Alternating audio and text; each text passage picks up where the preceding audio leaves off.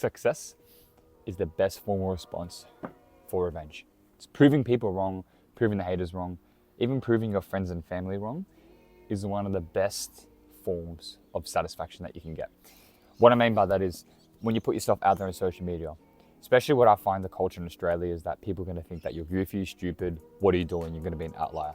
Now I find doing that and putting myself out there and it works. Obviously you can't get it overnight, but when it works, then they start getting on par. Then they start saying congratulations, thank you. And that best type of response feels so satisfying. For me, I'm going to relate this to how I got my first fitness sponsorship with Muscle Nation here in Australia. And I found that getting a sponsorship in Australia is a little bit more difficult compared to people that I know of in America and in UK. I'm going to tell you of how I did it here. The first thing you have to do is you have to put yourself out there, like how I'm doing now. This is not easy. This took me a few tries to do, but putting yourself out there just is how you build your personal brand. And everyone has a personal brand. Whoever has Instagram, that's your personal brand right there. Even TikTok, even YouTube channel, that's your personal brand. When businesses or even other companies will look you up.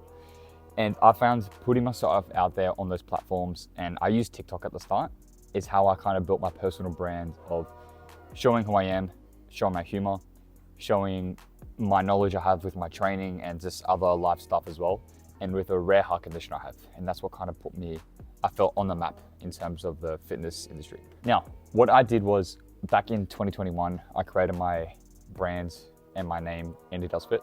And I use that with my clients when I train them in the gym. I use that when I try and post social media. It could be with the fitness stuff, could be with the dieting. It could be all of that. I know now that social media is more mainstream, but I felt just post-COVID, things were starting to become more online. So that was like with online training, that's like more with people on Zoom and school and university, college, all that. And I found that that was a good way to kind of capitalize on showing who you are. Because I personally found it was a little bit harder to kind of build yourself before COVID, but now I find it's a little bit easier with the algorithms of TikTok, Instagram, even YouTube Shorts, where a lot of people's attention spans are a lot more lower. So I find it's a good way to kind of put yourself out there with shorter clips, and you can have multiple clips at once. There's a famous saying where there's a bucket of crabs and there's one crab trying to crawl to the top to escape, but then the other crabs will pull the crab down. And that's what I felt people were trying to do when I started making my first fitness content back in 2021 days, just a little bit after COVID here in Australia. I felt that that's when the online boom, especially with TikTok and Instagram Reels, was starting to take off. That was a way to kind of leverage and put yourself out there in a much easier way. And I've found that since I put myself more out there, I started to look like the outlier where no one was really doing it in the circle of friends that I knew. And also the people that were like acquaintances and all that from work and the gym and all that.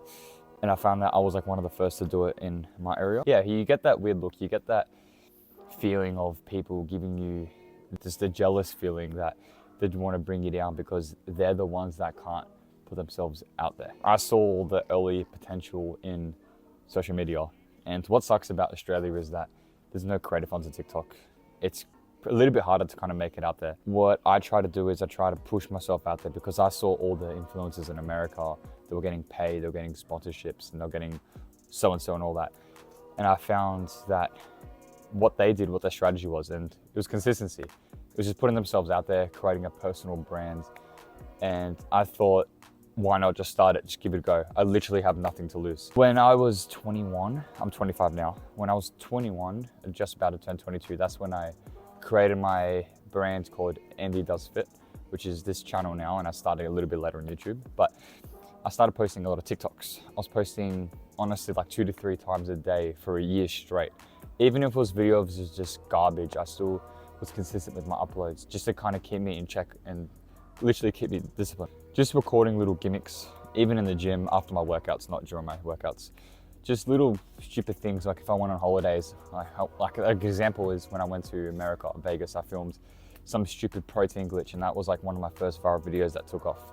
And seeing the engagement, the followers, the comments, it's like kind of a little bit of addicting feeling, and I knew that there was more potential out there. Seeing those numbers, like every time you open the app, you just kind of want to chase that high. And you can see it in a good and negative way, where the negative is you get so addicted where you check like every second. And the positive is that it kind of motivates you to make more.